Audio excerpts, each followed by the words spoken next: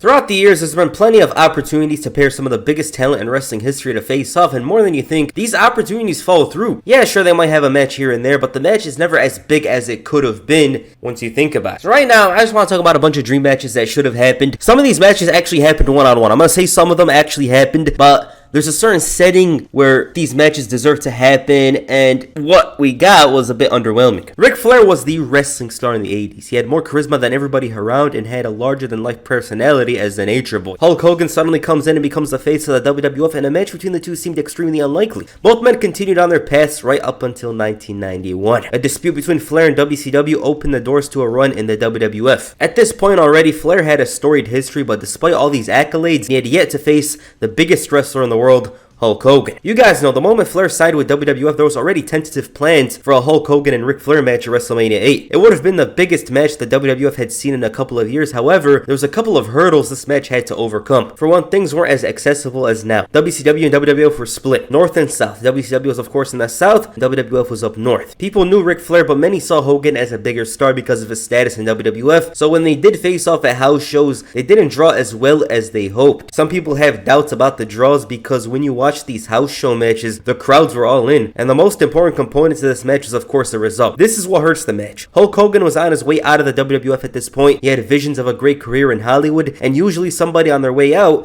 put somebody over. But this was back when WrestleMania always had a good ending, and for Flair, the big bad heel coming in to beat him was very unlikely. So Hogan beating Flair and leaving wasn't much of an option, nor was the Nature Boy, the Southern guy, beating the Hulkster at WrestleMania. It's kind of unfortunate that this match didn't go down here. It was a bit ahead of its time though, because WCW did it at the best time at Bash at the Beach 94. Hulk Hogan's departure in 1992 opened the doors for the new generation of WWF. Plenty of tag team specialists began their singles careers and started taking the opportunities set in front of them. Bret Hart was the one that benefited the most from such a change, becoming the WWF champion and main event of WrestleMania 9. WWF though couldn't let go completely of Hulk Hogan, and in a surprise turn of events, he beat Yokozuna, who beat Bret Hart to become the champion. It's always a funny moment to see because Bret Hart looks like a baby telling Hogan to go in there and beat him, and this run was clearly not sustainable. Hogan was on his way out, and this match was of course considered, no doubt about it, because it was one of the biggest matches the WWF could have done at the time. And similar to Hogan and Flair, this one was pretty close. Hogan and Hart had photo shoots promoting the match, and while searching for insight regarding this match, I've noticed a bunch of mentions towards a tug-of-war image with the belt. Problem was, Bret was under the impression that the match was happening because Vince probably promised him. Hogan's like, oh no it isn't, it's not gonna happen. And when they go to his office, Vince is like, I didn't say there was a match. It was very close to going down though, because despite Vince's claims and whatnot, Bruce Pritchard, Bret Hart himself, had made mention of a potential match. Hogan probably saw Bret beating him as unbelievable because he was small. The Hitman was one of the smallest WWF champions up to that point, hence his loss to Yokozuna, who was not only big, but a heel who had to cheat to win, happening at King of the Ring 1993, so that makes sense. WWF didn't do face versus face matches often. Hogan and Warrior comes to mind, but that's the exception. It would have done more for Bret Hart to emerge victorious in a match with the Hulkster, but even if that were to happen, I just can't see it with the sharpshooter. Okay, Stone Cold versus Bret Hart, WrestleMania 14. Stone Cold Steve Austin's meteoric rise to superstar status in 1997 was probably foreseen, but not to the level that Austin got himself to. His next goal is to become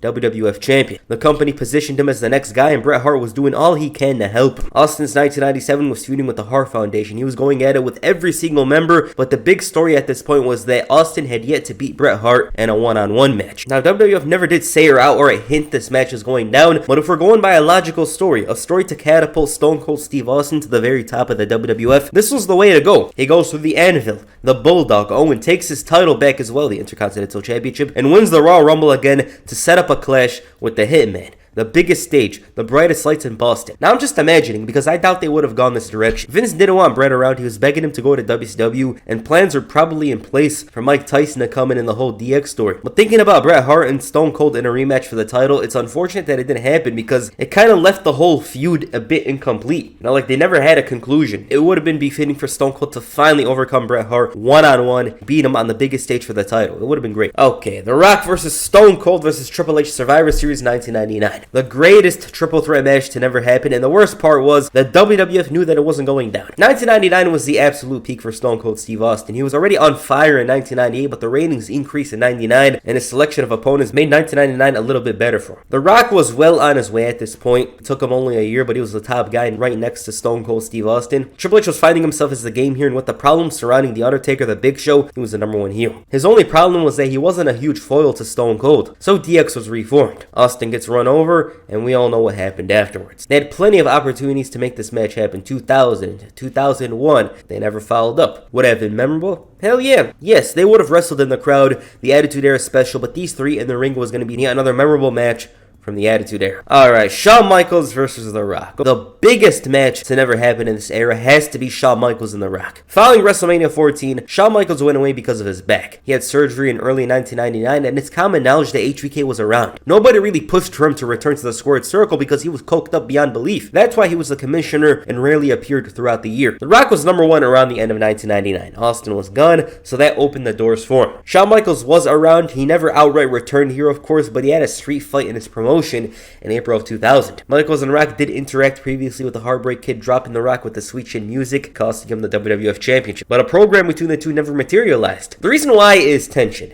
HBK and Rock were never seeing eye to eye, especially on Rock's side. His big problem started when Michaels disrespected his grandmother in Hawaii back in the 80s, and fast forward to the late 90s, and at this point, Rocky Maivia was a rookie. Shawn Michaels in particular caused problems with the Great One, who didn't forgive nor forget. Bret Hart vouched for Rock and made mention of the Clique making things tough for him, and by 2000, things were different. Wade Keller of Pro Wrestling Torch interviewed Rock and asked about a match with HBK. He said, "He was not helpful to me. I never sought his help. I really have nothing to say about Shawn. He was cordial with me as I was with him, but other than that, he doesn't know me well enough. I have no desire to work with Shawn, none whatsoever." Rock was very firm and blunt with his response. There was also a backstage incident after, I'm assuming, the SmackDown main event where Michaels super kicked Rock. The kick was too stiff. Rock calls him out. HBK's like, "Quit the business if that hurt a lot," and they fought. Other than that, this match would have been huge. SummerSlam 2000. Shawn Michaels comes back to teach a lesson to these new guys who think they're all that. Rock, of course, would be the babyface in the situation, with HBK holding resentment over The Rock finding so much success and achievements, which basically causes HBK to be overlooked and forgotten. It would have been great, but Rock didn't want to partake. With Shawn Michaels, it was a much different situation than with Triple H, because with Triple H, both men were helping each other and elevating each other to a greater level. Yes, there was tension, there was a bit of heat between them, but they had a little bit of respect for each other during this time period. Okay, Ken Shamrock versus Kurt Angle. Ken Shamrock's time in the WWF was certainly a missed opportunity. If he had remained only a couple of years, no doubt in my mind would his career be remembered more. His UFC run in the early days speaks for itself, but WWF could have been more. Right as he exited, Kurt Angle entered. Angle is a very strange addition to the Attitude Era, especially because of how clean cut he was. Fast forward a year later, he's the champion. Angle had a huge turnaround from the guy that initially debuted. This match is simple. Both men had a great background in wrestling, their technical skills were excellent, and their styles would mesh well. Angle's finisher is the ankle lock, and Shamrock's finisher is the same thing. It wouldn't be big story-wise, but as a match, great. Unlike a bunch of the matches here, this one wasn't outright possible unless Shamrock returned to WWF, which was thought of. There's a rumor at the time about how he wanted to go fight for a year, and in turn, it'll give him more credibility when he returns. That never happened. You know, there's a reason why Shamrock left in 99. He wanted to go and compete a little, but he also wanted to come back. It'll give him more credibility when he returns.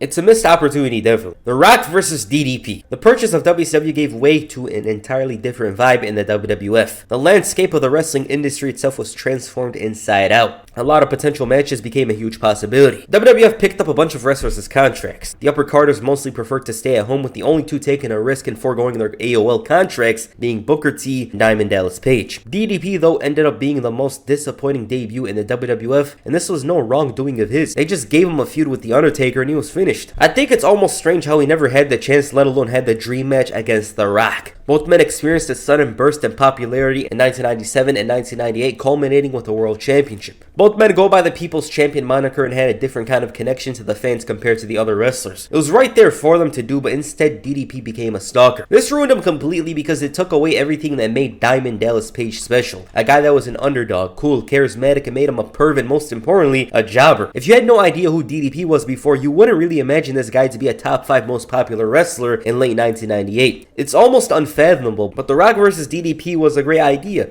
It was very simple and could have gave the Invasion story another memorable feud. And unlike the other stories, a feud that's remembered for good reasons. Okay, Hulk Hogan vs. Stone Cold. WrestleMania 18 and WrestleMania 22. Very rarely do two faces of a generation collide, and usually this is due to timing. The older wrestlers usually retired, so these type of matches didn't used to happen as often as they do now. While Hulk Hogan was an icon of his generation, he ironically played a great part in kickstarting the era where Stone Cold made a name for for himself and in turn become the most popular wrestler in history. With the NWO coming into the WWF, it posed a potential opportunity to do the greatest match they could possibly do. Stone Cold Steve Austin versus Hollywood Hulk Hogan. WrestleMania 17 was the most successful event in wrestling history, and WrestleMania 18 followed up with The Rock and Hogan. Imagine it was Austin and Hogan in there. I think it would have done a bit better business-wise, but unlike almost every match here, I think it's best that it didn't happen. On paper, it should have happened, but when you look deep into it, it doesn't make sense. Both men preferred a certain way to wrestle. Hogan fights from under, does the Hulk up and the leg drop. Austin wouldn't sell as well as The Rock, not to mention would look out of place doing the whole entire thing, but Austin himself wanted his matches to go a certain way and doubted the potential of a Hogan match. Best of all, he didn't want to deal with his politics. Hogan had just came in and was on his best behavior, but Austin was very well aware of who he was. And in a situation like this, I think Stone Cold has to win. They probably weren't going to come to terms with that. A couple of years later, Hogan started teasing a match with him at WrestleMania 22. Stone Cold didn't even entertain the idea. Nowadays, he regrets it, but it's true. The Rock and Hogan were meant to be at WrestleMania. Their styles matched well, and I doubt Austin and Hogan would have come close. It was just a perfect match. With Austin and Hogan, as I said, there was a bit of complications towards the winner, the way the match was constructed, and all the drama in the back. So Austin probably didn't want to deal with that, and it made sense. Stone Cold and Goldberg, two icons of 1998, the year they took by storm and reached greater heights. It seemed almost impossible for them to face off, but that all changed in 2003. Goldberg signed with WWE. Both men didn't interact with each other, but Austin had a nagging neck injury and was unofficially retired at the time. Plans for a match weren't really in motion, but there was a lot of thought put into it, especially after WrestleMania 20. Goldberg's contract had just expired and they were talking a bit, and then of course didn't materialize because of a couple of reasons. Even if Goldberg did come back, I doubt it would have happened because Austin was done. He was injured, he was hurting, and a match with Goldberg was going to be rough. This guy used to wrestle so aggressively, he'd be throwing his opponents all over the place, and Stone Cold was in no shape or form to actually have a match with him if he was that injured at the time. It should have happened in 2001 or 2002. Invasion was the perfect event to start a feud between the two. I believe Bill Goldberg was recovering from an arm injury at the time, but ultimately though, the time was limited with this one. It wasn't going to hit as hard in 2004 as it would have in 2001 though. Austin was injured, he probably would have gotten hurt even more because of the Goldberg spears, and the way he wrestles, and that Invasion story saw a lot of fresh talent debuting in WWF, and Goldberg coming in with a bang by trying to take out Stone Cold would have made a lot more money than what they did. It's complicated because Goldberg's contract is very expensive, and even if they actually paid it, who knows how the feud would have went. 2002 saw the debut of two behemoths, Brock Lesnar and Batista. Both men had a great upside, and in Lesnar's case, a tremendous one. He achieved superstar status, became the #1 guy in SmackDown, and was the unofficial face of WWE, but he had other plans to leave. And Batista, on the other hand, had only begun his ascent to the main event scene. It's very unfortunate that this match didn't go down at all. The timing wasn't there. Brock Lesnar was a once-in-a-lifetime talent. Batista was slowly becoming a very formidable powerhouse, and I'm sure they would have brought out the best in each other. 2005 was the right time, and if Brock did return, which was very close, that would have been the match for WrestleMania 22. They didn't plan the match itself, I'm just saying ideally. Brock and Batista face off on the biggest stage, WrestleMania 22. It just makes so much sense. It was the best time if Brock actually did return, which, as I said, it was very close to happening, and it would have gave Batista's reign another form of legitimacy to beat Brock Lesnar, who had just returned. Then, when they had the chance in 2014, it didn't happen. WrestleMania 30 could have been Brock versus Batista again, but it didn't happen. Okay, Shawn Michaels versus Eddie Guerrero, WrestleMania 22. Two of the all-time greats. Both men went through trials and tribulations outside the ring and ironically cleaned themselves up and returned at the very same time. A potential match between Shawn Michaels and Eddie Guerrero was mostly impossible due to the brand split. They never interacted barring the 2004 draft episode, and even that was minimal. This match, of course, could have happened because Eddie Guerrero passed away, but it was considered for WrestleMania 22. I think this is the toughest one on here. At least up to this point, because the pieces were all in place. It was most likely going to happen. If not 22, it was still going to go down because WWE started doing interpromotional matches more often, and with the success of Orton and Undertaker, and of course Angle and HBK, Eddie and the Heartbreak Kid would have followed suit and been a success. A deep story rooted in redemption. Both men overcame problems and were so similar yet so different. HBK was a changed man, but Eddie still had an interest in exploring his darker side. I think that's the story. One of the biggest missed opportunities that WWE had ever done. John Cena and The Undertaker. It's well known that both men interacted with each other throughout the years, but ever since John Cena became a main eventer, their interactions were never full of substance, and it was clear that WWE separated them on purpose because The Undertaker was basically the #1 guy in SmackDown throughout his entire run. Yeah, there was Batista and then Edge, but Taker's spot was always at the top. There was plenty of opportunities to do this match. WrestleMania 23, which was a good time. They could have done it there. It would have prevented both of their actual matches from happening, but I think it's a high that neither of their original feuds would have matched. The champ of 6 months, the face of WWE, going up against the winner of the Royal Rumble, a man that was 14-0. It would have been huge. Nonetheless, what we got was tremendous. 23 to me, it was one of the best times, but the best time, that goes to WrestleMania 26. Cena and Undertaker actually had a moment in MSG where Taker dropped him with a tombstone, and at this point, he was comfortably number one. Cena was comfortably number one. And the intrigue of the streak ending would have been at an all-time high because John Cena was their guy. He was booked stronger than anybody The Undertaker faced at WrestleMania. And again, if it happened, the matches with Batista and HBK wouldn't happen at the show. A very big loss. Ironically, though, when you think about it, 23 had those two swapping positions. Other than 23 and 26, 27 and 30 come to mind as a time where the match should have gone down. I think 30 is the best option from these two, but by the time they actually did it, it was too late and a huge disappointment because it was a squash match, which was reasonable since The Undertaker was not the same. A big missed opportunity which comes down to timing and the way things were. If there wasn't a brand split during this era, perhaps things would have been different. Jeff Hardy's return to WWE in 2006 was exciting. He got to achieve much more than he ever did in his entire career and established himself as one of the most popular wrestlers in the entire WWE. This man was probably more popular than John Cena at one point, especially in the crowd cheering ratio. But despite all of this, his run feels so incomplete because it felt like he was just getting started. Which leads me to the biggest potential match that Jeff Hardy could have had in 2009, John Cena. Both men had a great year. Cena came back from injury, got real comfortable, and Hardy on the other side had a great story leading to the title victory. A WrestleMania 25-26 program would have been electric, but again, this is all imagination. Even if Hardy did stay in WWE and didn't have those problems, I don't think they do this match for a while. We could say, oh, WrestleMania 25-26, but this is all in hindsight. Jeff Hardy was already in a great position, but what prevented him from reaching greater heights was his problems outside the ring. The wellness policy, strikes, all of that. So if we're going logical, if this match did happen and Hardy remained, number one, it wouldn't be at WrestleMania. Number two, John Cena would win. It reminds me a lot of Austin and Rock, two baby faces going at it on the biggest stage, and WWE hadn't done something like that since then, until 2011 with John Cena and CM Punk. Hardy and Cena could have been that. Jeff Hardy's time in 2009 is low-key very important. He was loved, sold a lot of merch, and if he never left, translation, if he never had his problems outside the ring, a lot would be different. One of the most unfortunate matches to never happen, The Undertaker and Sting. Both men were the loyal icon of their promotion. When push came to shove, their company would go look for their help. Both are all-time greats with a bunch of accolades to show for, well respected by their peers, and there's a lot of similarities between both of them. So obviously people would mention a potential match between them. Sting had never signed with WWE due to a bunch of reasons. 2011 was a time where that was challenged. It was tested. His negotiations with WWE were close to going the distance, and a match with The Undertaker was of course considered for WrestleMania 27 in Atlanta. It was a perfect time and would have added a lot more variety to the streak. When Sting did sign with WWE in 2014, their first thought was to have him face Triple H. It was strange, but surely the match with The Undertaker would happen. Nope. He got injured and had to retire. And to this day, it's considered one of the biggest missed opportunities.